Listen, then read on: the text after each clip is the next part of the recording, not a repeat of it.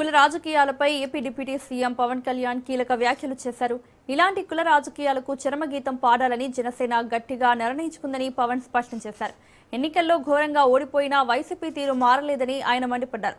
ఇటీవల కూటమి మంత్రులు ఎమ్మెల్యేల సమావేశంలో దీనిపై చర్చించామని, ఎవరు ఎలా మాట్లాడినా తామంతా కలిసికట్టుగా స్పందిస్తామని పవన్ తెలిపారు.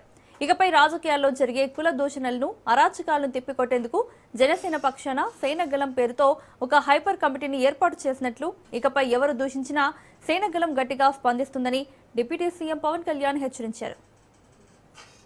మహానాయకుడు, బలిదానాలు చేసిన వ్యక్తులు, మహానుభావులందరినీ కుల చట్టాల్లో ఇరికించడానికి, బంధించడానికి మన సగటు రాజకీయ ఆలోచన విధానం వీళ్ళని ఒక ప్రత్యేకమైన కుల చట్టంలో బిగించాలని చూస్తారు.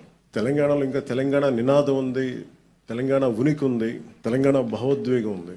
ఆంధ్రప్రదేశ్కి మంచి వచ్చాడో కానీ ఆంధ్ర అనే ఉనికి అయితే లేదు.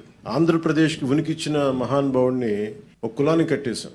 అది ఇంకా బాధేస్తూ ఉంటుంది. మరి 98 దశకం నుంచి 2004 వరకు కుల దోషణలు ఎక్కువైపోయింది పాలిటిక్స్లో. ఏ స్థాయికి ఎక్కువైపోయినాయి అంటే దాని పీక్ వైసీపీ వచ్చిన తర్వాత కులాలతో తిట్టడం ప్రారంభించేశారు.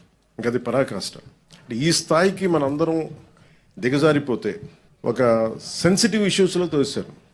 ఇష్యూస్ని డైవర్ట్ చేయడానికి, ఒక తప్పు జరిగింది ఎవరైనా లేవనెత్తితే ఆ వ్యక్తిని కుల దోషణలతో తిట్టడం, ఏదైనా మాట్లాడితే సెన్సిటివ్గా అయిపోవడం, వీటన్నిటికీ ఎక్కడ మేము చరమాంకం పలకాలనుకున్నాం.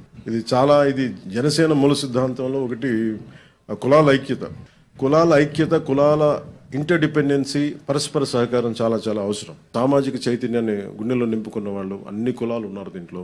అందుకని మేము ఇంకా దీనికి చరమాంకం పలకాలి. దీనికి స్ఫూర్తిగా తీసుకుని ఈ రోజున సేనాగళం అని మా హై పవర్డ్ ఈ కమిటీ, ఇంకా ఎవరు భవిష్యత్తులో ఎవరు కులం గురించి మాట్లాడినా సమిష్టిగా మా నాయకులందరూ దీన్ని, మా పార్టీ స్టాండ్ కానీ వాళ్ళు ఎదుర్కొంటారు. మా అందరికీ తెలియజేస్తారు.